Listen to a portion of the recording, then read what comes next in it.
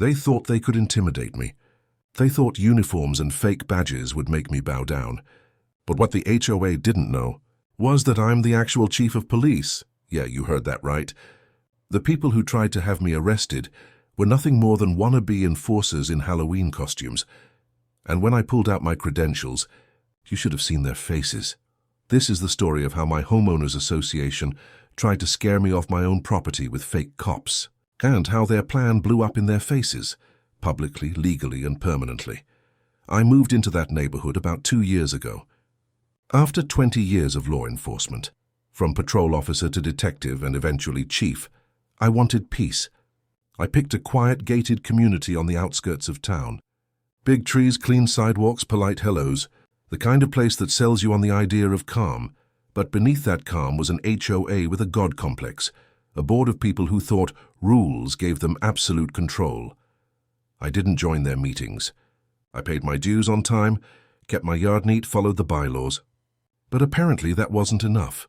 The president of the HOA, a woman named Marjorie, didn't like that I parked my department-issued SUV in my own driveway. "It looks intimidating," she'd said at one meeting. "Not the image we want for the neighborhood." I thought she was joking. She wasn't. At first it was petty stuff, a warning letter for leaving my garbage bin out too long, a fine for unapproved lawn, lights, another notice for non-compliant, fencing. Even though the fence was identical to my neighbor's, it was clear they were targeting me. Maybe because I didn't attend their meetings. Maybe because I wasn't the kind of guy they could push around. Still, I tried to ignore it. I'd seen worse power trips in my career. But what came next went from annoying to downright criminal. One Friday morning, I woke up to pounding on my front door. When I opened it, I saw 2 men, mid-40s, buzz cuts, dark uniforms, badges on their chests. "Sir, you're under investigation for multiple violations of HOA property codes," one of them said. I blinked. "Excuse me." They flashed what looked like police credentials and demanded to inspect my property for illegal modifications. Something about it didn't sit right. Their badges didn't have department seals. Their belts looked like cheap costume store knockoffs. And one of them had his holster on backwards. I asked calmly, "Which department are you with?" One replied, "Community Enforcement Division." Now, I've been in law enforcement for 2 decades. There's no such division in our county. That's when I knew these guys weren't cops. They were hired muscle. I stepped out onto the porch and smiled. "You're telling me I'm under investigation?" "Yes, sir," one said, clearly nervous. "You'll need to come with us for questioning." "Oh, really?" I said, crossing my arms. "You have a warrant?" They glanced at each other. "It's pending." That's when I pulled out my badge. "Good, because I am the warrant. Chief Daniel Harper, City Police Department.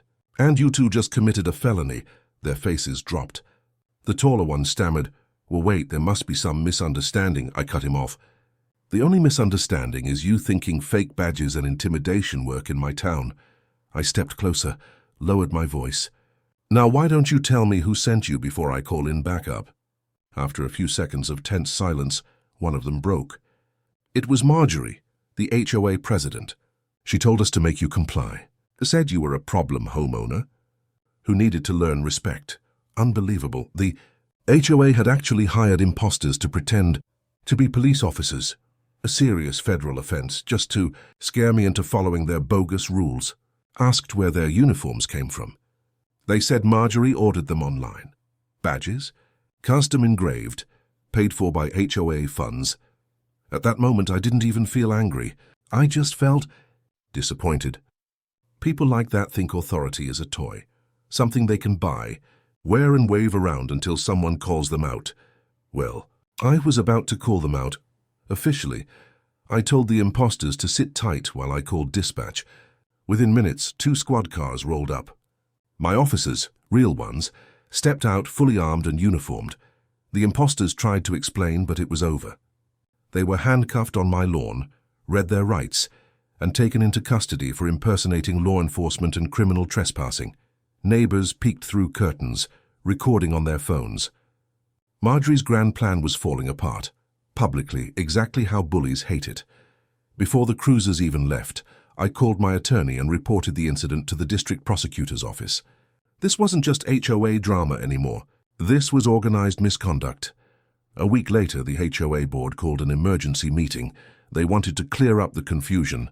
I attended, in uniform this time. The room went silent when I walked in. Marjorie tried to start the meeting like nothing happened, but I stopped her cold.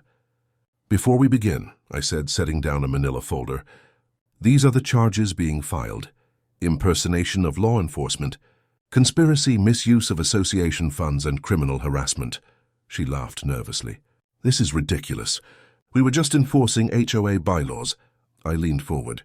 "No, you were enforcing your ego. And you endangered people doing it." The other board members shifted uncomfortably. I laid down printouts, photos of the fake uniforms, receipts for online badge orders, bank statements showing HOA payments. Every detail traced straight back to Marjorie's authorization. Her voice cracked. "You can't prove I knew what they were doing." I smiled. "Actually, we can." One of them confessed. "On video." You could have heard a pin drop. By the next day, the whole neighborhood knew. People were furious, not just because the HOA abused power, but because they put everyone's safety at risk. Homeowners demanded a vote to remove the entire board. Within a week, Marjorie was out, banned from holding any HOA position ever again. The fake officers faced felony charges. They pled guilty to impersonation and trespassing, and as for me, I didn't want revenge. I just wanted accountability. I made sure the HOA implemented strict transparency rules, no private security, no unauthorized enforcement, and definitely no pretend police. A month later, I got a letter from Marjorie's attorney. She wanted to apologize. In it, she said she'd been under stress, that she overreacted, and that she didn't mean to cause harm. I didn't reply. Some lessons don't need words, just consequences. But there was one last bit of irony. During her court hearing, the judge asked, "Did you understand that impersonating law enforcement is a felony?" She replied, "I didn't impersonate anyone, they did." The judge looked over his glasses. "You hired them. That makes you responsible." And just like that, the gavel came down. Probation, community service, and a hefty fine. When I joined the police decades ago, I swore to protect the community, even from itself. I never thought that promise would one day mean defending my own home from the people who claim to keep it beautiful. But that's what power does. It tempts people to play God, to believe that control equals respect. The truth? Respect is earned.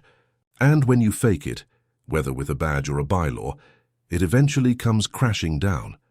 Now every morning when I see my patrol SUV parked in the driveway, I smile.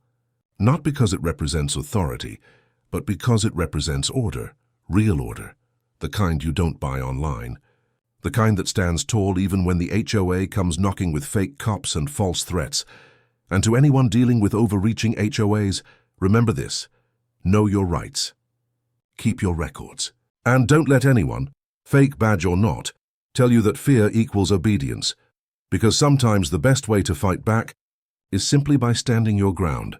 Thanks for listening, folks. If you enjoyed this story, hit that like button, subscribe for more HOA horror tales, and drop a comment below. What would you have done if fake cops showed up at your door? Stay smart, stay steady, and remember, sometimes karma wears a badge.